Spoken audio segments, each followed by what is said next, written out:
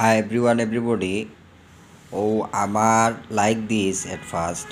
তো আমার আর কি একজনে আর কি আমার বিল্ডিংয়ের মৌসুমি 1 নম্বর বাড়ির জমিদারের ফুয়া শো দাও লইয়া মিরা বাজার পয়েন্ট থাকি মারতে মারিয়া পুলিশ লই আইছে এক গাড়ি। তো পুলিশ ওই দিন রাইতে আমারে নিছে না, তখন আমি আহত আছিলাম। তো আহত অবস্থাতে আমি ওই রাত্রেও ওদিন নিজে নিজে কোনো রকম আর কি MAG Osmani medical college and হাসপাতালও গিয়া ভর্তি হই 27/3/2026 ইংরেজিত। তো ওগুর আর কি ডাক্তারি আর কি রিপোর্ট আর কি আনছি আর আমি।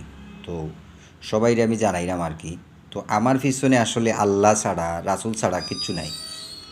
আর অপরের পিছনে কোনো মানুষ যদি আমরা দেশের ভিতরে প্রধানমন্ত্রী বর্তমান আর অতীতর প্রধানমন্ত্রী বা বাংলাদেশ স্বাধীনতার যত প্রধানমন্ত্রী আছে বাংলাদেশের ভিতরে কার কাছে কীরূপ আইন জানা, কীরকম গণভবন মানে কীরকম তার আমার জানা দরকার না, কিন্তু এরপরে আমি সবাই অবগত করে দেখাইলাম জানাইলাম।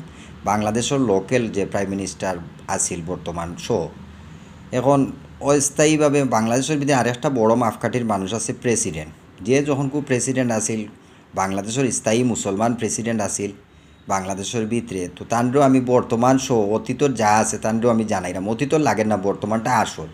তো বর্তমান প্রেসিডেন্টে আমি জানাইলাম দেখুন আমারে ওরকম আপনার একটা সিলেট জেলার ভিতরে মাইট ধরি খড়ের ওরকম দীর্ঘদিন যাব। তো আমি খুব বেশি দরিদ্র ঘরের সন্তান আছিলাম, আমি অত বড় লোক মাপকাঠির মানুষ আছিলাম। আমি নিজে নিজের এতিম থেকে লেখাপড়া শিক্ষা মানুষ হয়েছি, একটা বৈজ্ঞানিক হয়েছি, একটা বৈজ্ঞানিক সেলিব্রেটেডর শরীরে হাত তুলে।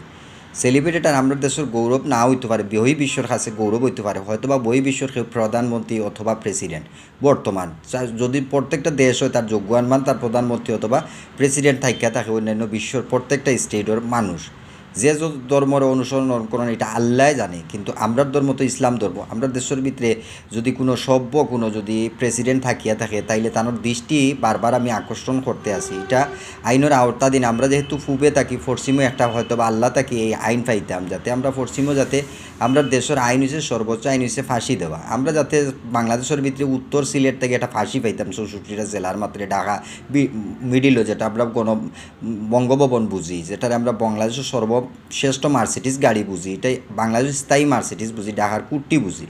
এটা যদি না পাই তাহলে এটা আইনানুগভাবে এটা আমি টেকার অভাবে আমি পারলাম না আগ বাড়তে।